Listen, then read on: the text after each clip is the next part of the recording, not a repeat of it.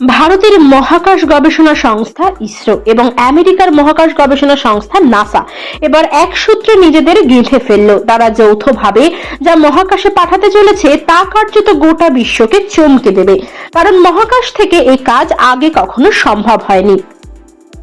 সেটাই এবার করতে চলেছে ইসরো ও নাসার নিসার নামে এক কৃত্রিম উপগ্রহ। পৃথিবীকে প্রদক্ষিণ করা কৃত্রিম উপগ্রহগুলির মধ্যে নিসারই প্রথম এমন এক কৃত্রিম উপগ্রহ হিসাবে মহাকাশে পৌঁছাবে, যার সঙ্গে দুই ধরনের রাডার থাকবে। একটি 10 ইঞ্চি তরঙ্গ দৈর্ঘ্যের এল ব্যান্ড সিস্টেম এবং 4 ইঞ্চি তরঙ্গ দৈর্ঘ্যের এস ব্যান্ড সিস্টেম। এরা যে কাজটা মহাকাশে পৌঁছে করবে তা আজ পর্যন্ত কোনো পৃথিবীকে নজরে রাখা কৃত্রিম উপগ্রহ করে দেখাতে পারেনি। নিসার মহাকাশে পৌঁছে পৃথিবীকে পরীক্ষা করতে শুরু করবে। দেখবে ভূমিকম্প, ভূমিধস, অগ্নুৎপাতের মতো প্রাকৃতিক বিপর্যয়ের জেরে পৃথিবী পৃষ্ঠের মাটির স্তরের বিকৃতি কতটা হয়েছে এবং হচ্ছে।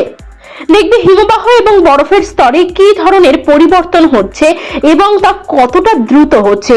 পৃথিবীর বুকে কতটা জঙ্গল নিশ্চিহ্ন হচ্ছে, কত আবার তৈরি হচ্ছে, কতটা জলাভূমি সেচ হচ্ছে, কতটা তৈরি হচ্ছে, তাও নজর রাখবে নিসার। সব মিলিয়ে পৃথিবীর প্রাকৃতিক পরিবর্তনের দিকে নজর রেখে সেই সংক্রান্ত তথ্য বিজ্ঞানীদের সরবরাহ করতে থাকবে নিসার। নিসার যা করবে তা এখনো কোনো পৃথিবী পর্যবেক্ষণকারী কৃত্রিম উপগ্রহের পক্ষে সম্ভব হয়নি। নিসার এতটাই উন্নত প্রযুক্তি ব্যবহার করা হয়েছে। মনে করা হচ্ছে আগামী মার্চ মাসে নিসার মহাকাশে উড়ে যাবে, তারপর তার কাজ শুরু করবে।